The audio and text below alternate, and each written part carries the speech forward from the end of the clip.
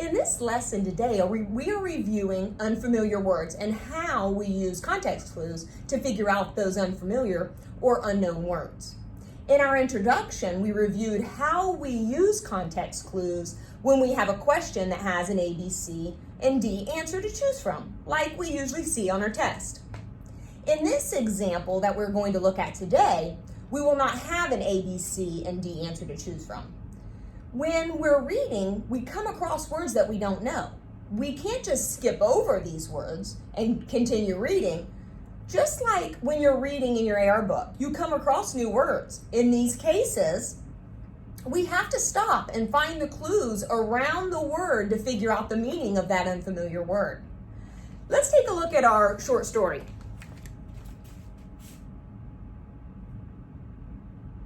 Read in your mind as I read out loud. Fire and air. Starting a fire is a bit like following a recipe.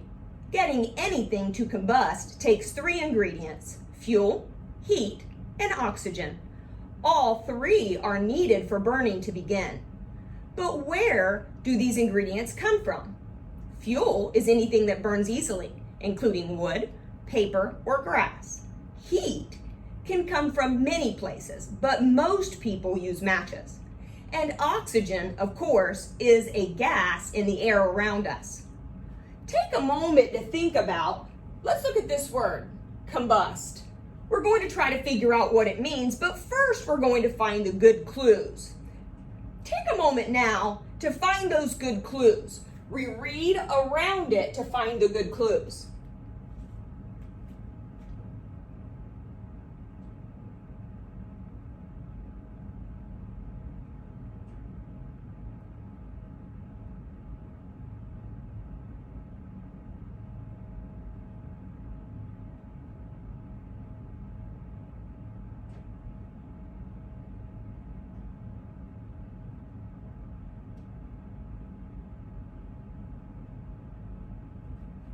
Did you find the clues?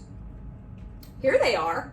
Starting a fire is a good clue. And then it says fuel, heat, and oxygen. All 3 are needed for burning to begin. That's a good clue. And then further down it says burns. These are all good clues to help us figure out what combust means. Take a second to think about, what does combust mean then? Put those good clues together and think about it.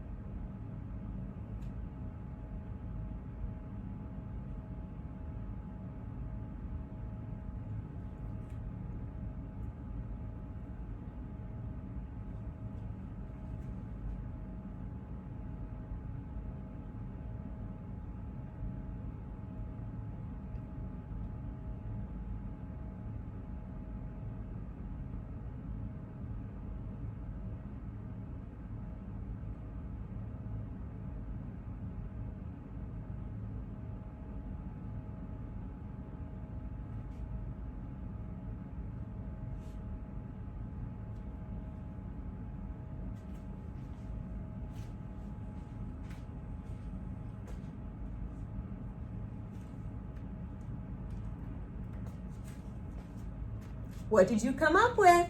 Did you figure it out? What'd you come up with? If you said catch on fire, you are correct. All right, so good thinking there. We know that when burning begins or a fire starts, that's when it starts to catch on fire.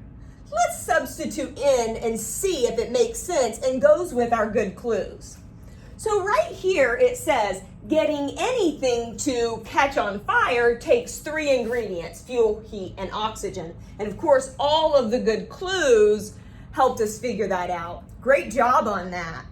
So remember to do these steps that we reviewed today if you come across an unfamiliar word while you're doing your online lessons and while you're reading your AR book this week.